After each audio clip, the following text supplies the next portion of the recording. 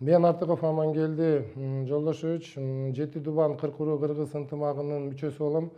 Жана ошондой эле жаныбызда тургандардын баары Кыркуруу Дубан, Жети Дубан Кыркуруу мүчөсүнүн мүчөлөрү, коомдук уюмдун мүчөсү.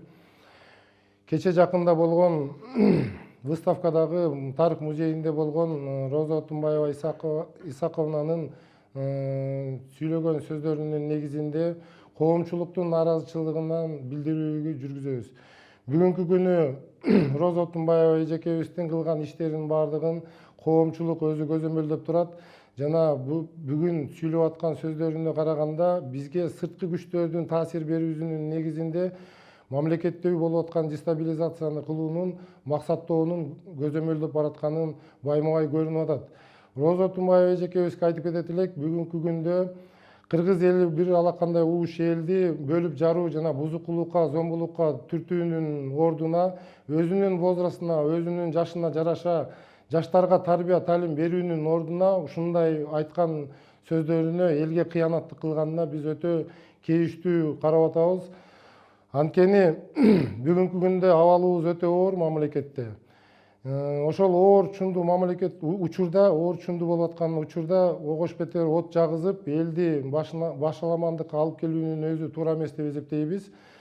Эгерде Кокуз Отунбаева эжекебиз алдыда келаткан шайлоого жана саясий кырдаалга өтө салым салып, өздөрүнүн салым сала турган ою болуп турган болсо, анда биз Отунбаеванын убагында убактылуу өкмөттү жетектеп, президенттик өкүлдүктү жоопкерчиликти алып турган кезде түштүк окуясында болгон окуялардын баардыгын биз билебиз. Жана ошого эле бөлүнгөн дүйнө коомчулугуна бөлүнгөн гранттарды жана жардамдарды, гуманитардык жардамдарды кандай бөлүп жарып жана кандай сапаттуу үйдө салгандарын дагы ошо чейин баардыгын контролдоо билебиз. Ошого байланыштуу кылган ишин эле эмес, бүгүнкү күнү Роза Отунбаеванын сүйлөгөн сөзүнө жооп берүүсүн биз талап кылабыз. Эгерде Роза Отунбаева эжеке убагында Атамбаевди сүйлөгөн элим эл эмес, жерим жер эмес дегенге сүйлөгөн сөзүнө жооп бербей кетти, бирок ошого карабастан бүгүнкү күнү Отунбаеваны да биз жана Атамбаевдагы сүйлөгөн сөзүнө жооп берүүгө талап кылабыз. Эгерде элди бузуп жаруу жана бөлүп ар кандай ыкмаларга салып, бүгүн мамлекетибизде болуп аткан оор акыбалды өтө курчута турган болсо, анда биз аларга каршы акцияларды жасаганга дайынбыз. Анткени мамлекетибиз ушунчалык кыйын абалда тургандыктан жана өтө туңгуюкка байланып турган кезде баардыгын билип, жана ошол эле Отунбаев чоң саясатта жүргөндүктөн баардыгын таразалап билип тургандыктан мындай сүйлөп, мындай бөлүп жаруу жана элди башка жолго салуунун биз туура эмес деп эсептейбиз. Мен Үсөнбаев Кадырбек, Жети Дубан Кыркуруу Кыргыздын кыймылынын, ынтымак кыймылынын мүчөсүмүн. Биз ошол 28 жылдан берки бийликке тойбой, же байлыкка тойбой жүргөн адамдардыга ошондо таң калабыз да. Анткени булар үчүн элдин кереги жок экен, буларга байлык гана бийлик керек экен да. Мына 10-чу жылы, 5-чи жылкы биринчи революцияда эл ишенди. Акаев жанакындай коррупция үй бүлөсү менен коррупцияга малынып алганда, эме Бакиев келди. Бакиев оңдойт десе, ал андан өткөн коррупционер болуп, коррупцияны жайылтып 6 жыл турду. Тамыр байлап алган, чоң чынар теректикинен күчтүү тамыр байлап алган. Эл ошол тамыры менен чоң жулуп ыргытып ийди. Эми ошол 2 жолку революциядан кийин, инкылаптан кийин эл ойлогон, эми буюрса мына 3-чү убактылуу өкмөт ошол убак келе турчу, ошонун башында Атамбаев турду эле, ошонун башында Текебаевдер, Бабановдор турду эле, ошолор элдин алдына, ошолор Акаев менен Бакиевдин убагында чыгып сүйлөгөндө элди ыйлатчу. Айланайындар, биз силер үчүн жаныбызды беребиз. Жаныбыз курман силер үчүн деп. Эмне кылышты? 10 жылдан кийин келгенден кийин булар Акаевден дагы Бакиевден өнө өтүп, булар Кыргызстандын байлыгын талап тоноп кан төгүүгө чейин барышты да. Эмне Отунбаева эжекебиз ошол 2-чи революцияга чейинки 10-чу жылы бир ай мурун телевизордон көргөзгөн. Көчөдөн журналисттер кармап, эжеке ден соолугуңуз кандай, иштериңиз кандай, эмне кылып атабыз дегенде, кадимкидей эле азыр айылдагыларды айтып атпайбы? Мыркалар деп. Мырка айылдан келген мыркалар деп айтып атпайбы? Ошол мырка кейпинде эле келип айткан, айланайындар, мына мен болгон жашоом ушул. жаман кийинген кийим ушул. Болгондо дагы бир салафан баштыкка бир жарты нан менен бир бөлкөсүнөн салып алып, мына мен болгондо жашоом ушул айланайындар деп жалынып жалбарган. Эми азыр 1,5 жылдан кийин, президент болгондон кийин Англиядан үй алып, жана башка Америкадан үй алышып, өтө чоң мындай тез аранын ичинде 1,5 жылдын ичинде өтө чоң байып кетишти да. Кайсы акчага? Аны ойлоп атышат. Эле айтпаса билбейт булар деп. Анткени буларды президент болуп келери менен булар эмне кылышты? Убактылуу өкмөт Кыргызстандын байлыгын талап тоношту. Азия банкты толошту. Ак үйдүн астында табылган мына ошол мына мүчөсү турат бул жерде Элди Кайрат деген жигиттердин 16 миллион сомду бир тыйына тийгизбей ошо жигиттер өздөрү өткөзүп берген. Бекназаровго, Отунбаевлар өткөзүп, убактылуу өткөзүп берген. Ошол акчалардын дайын жок. Убактылуу өкмөт 1,5 тонна алтынды уурдашты. Чоң-чоң кылмыштарга барышты. Бири менен болгон сөздөрүнүн баары элге чыгып баштаганда булар эмне кылышты? Ошону жаап жашырыш үчүн атайын искусственно деп коелу, атайын түштүк окуясын башташты булар. Атамбаевдин сөзү бар. Газетага чейин чыккан, телевизорго ушуга чейин интернетте жүрөт. 5-6 идиотту түштүктө 5 идиот атып койсоңор эчтеке болбойт андан. Булар эмне кылган? Ошол талап тонуп аткан байлыктын баарын эл билгизбеш үчүн, өздөрүн жаап жашырып калыш, бийликте калыш үчүн, кайра 3-чүрөбөсү болуп кетпеш үчүн, буларды алып түшпөш үчүн, булар атайын түштүктү көтөрүшкөн, түштүк маселесин элдин көңүлүн буруш үчүн. Эмне болду? А жерден от чыгып кетти дагы өзбектин араң турган сепаратисттери, Кадыржан Батыров сыяктуулар. Ушундан пайдаланабыз деп туруп, а жерден түштүктү бөлүп алаздашты. Көптөгөн мен деген ошол коррупционерлер ошол баары түштүктөн бери карай качканда мына биз карапайым эл бар сактап калдык. Ошондо ант ичкен, убада берген, присяга берген милициялар да бар болгон, качып бар болгон. Карапайым элдин күчү менен алып калдык а жерде. Ошол убакта ошонун башында ким турган? Ошонун башында Роза Отунбаева турган. Ушул убакта өлө өкмөттү бийликке алып келиш үчүн аянтта 80ден ашык адам өлдү. 1,5 миңге жакын жарадар болду. Ушулардын айынан түштүктө 1,5 мың адам өлдү. 3 миңге жакын жарадар болду. Аягында ушулардын айынан тиги самолеттун астында 39 адам өлдү. Буларды кайра интригасына чыдап, буларды кайра бийликке алып келиш үчүн да канча адам өлүш керек? Булар азыр кайрадан айландырышып, элдин башын айландырышып, карапайым элдин башын айландырышып, булар азыр кайра саясат жасашып, андай эмес мындай айлыктын баары мырка, биз элитабыз дешип, азыр кайрадан саясатты башташты. Билебиз булардын ким экенин. Мына элге кайрат эле, кагылайын калк. Элибиз. Ушулардын саясаты 28 жылдан бери тойбой коюшту го ушулар. Тойбой жетпей, тойбой коюшту го булар байлык менен бийликке. Канча буларды канча канткенде тоюш керек. Канча адам карапайым канча адам өлүш керек буларды кайра бийликке алып келиш үчүн. Тынч жашоо деген жок экен да буларда. Ойлоп атышат булар эл билбейт деп. Элдин эсинде мына ушулар Казакстандын Кыргызстан банкында сакталып турган 3 миллиарддык баалуу кагазын мына Отунбаеванын кол коюусу менен Каптагайыптар сатып ийген. Болгон 100 миллион долларга. Ойлоп атат эл унчукпаса эле билбейт экен деп. Биздин кылмышыбыз билинбей калды.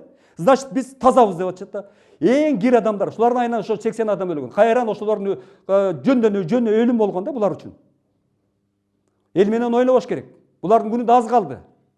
Мына Атамбаев 11-жылы барган жеринде убада кылган. Ай кагылайын элим, мына көлгө барып туруп Кызыл Туу деген айылдан айткан эсимде кадимкидей. Ай кагылайын эл, мен айтпаганда ким айтат? Ушул Акаев менен Бакиевтери болуп, элдин чыгына кол салсам, элдин казынасы мен Кудай урсун деген. Мен бул эмеңерди, кумтөрүңөрдү мен улутташтырып берем же 70-30 кылып берем деген. 70-30 эмес, эчтеке жок.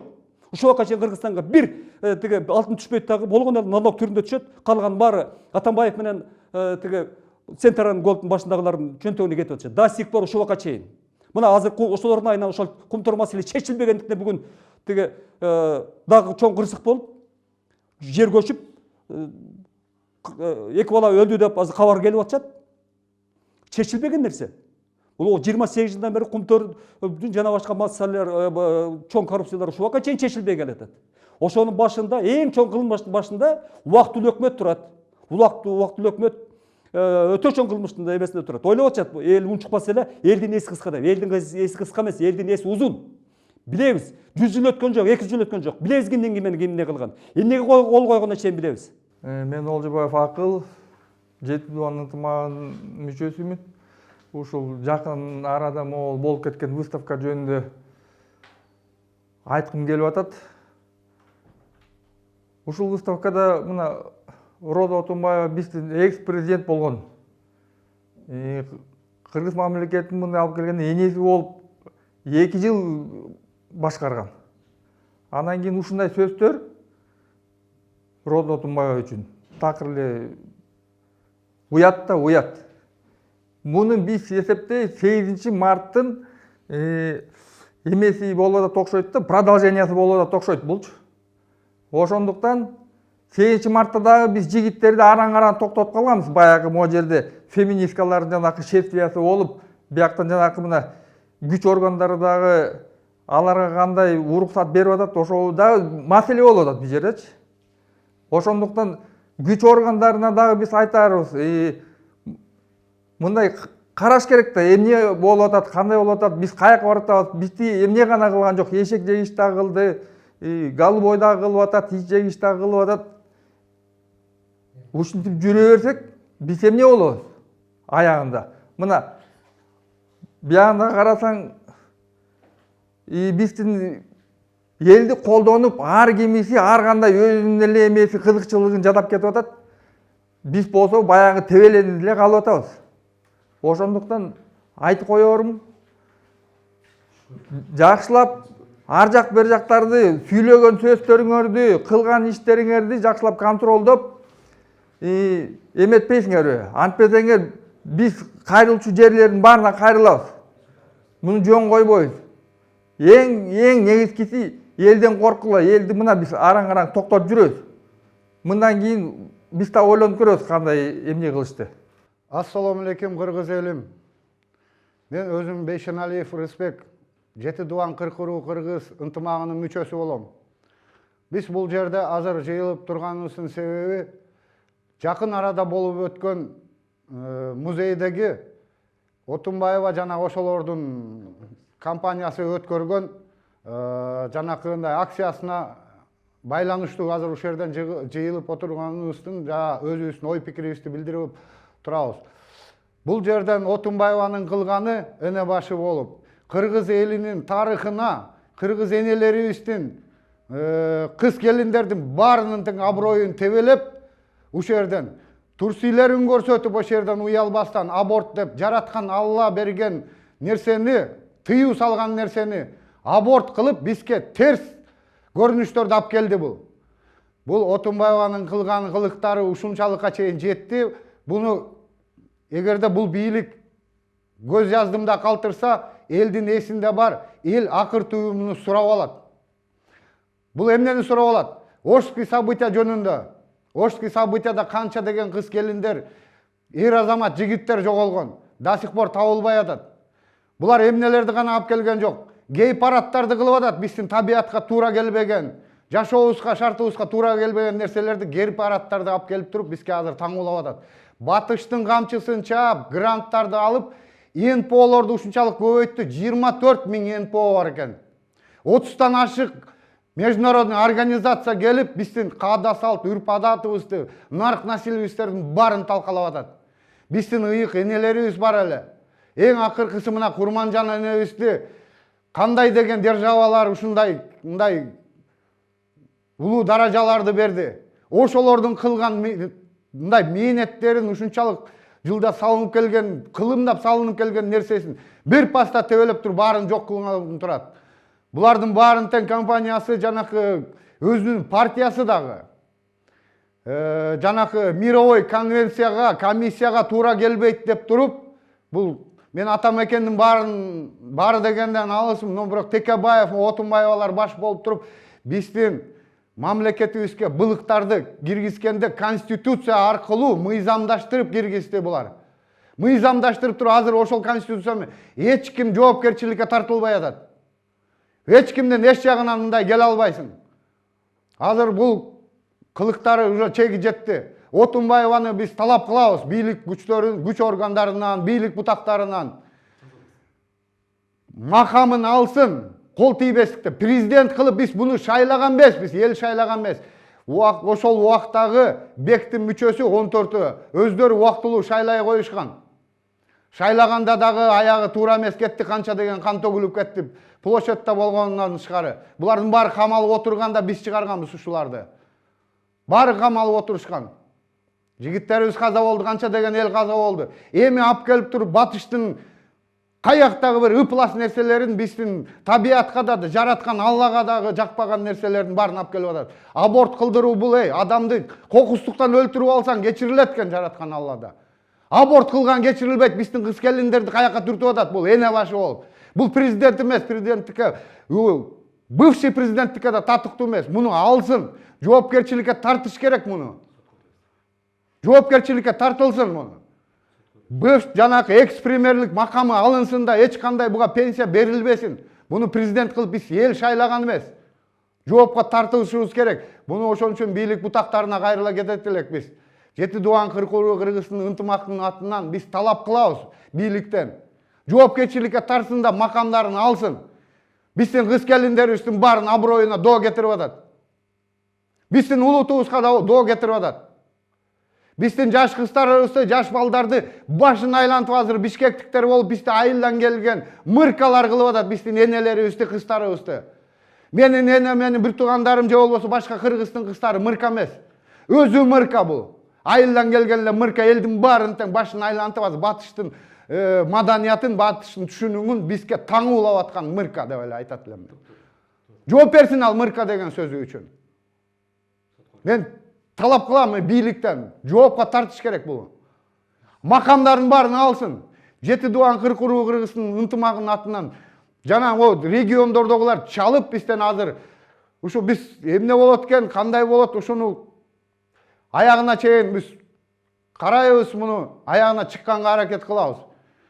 Роза Отунбаевага эгерде ушул массовый маалымат аркылуу көрсөң, мен кайрыла кетет эле. Мен сиз дегенден дагы оосум барбайт, сиз эмес.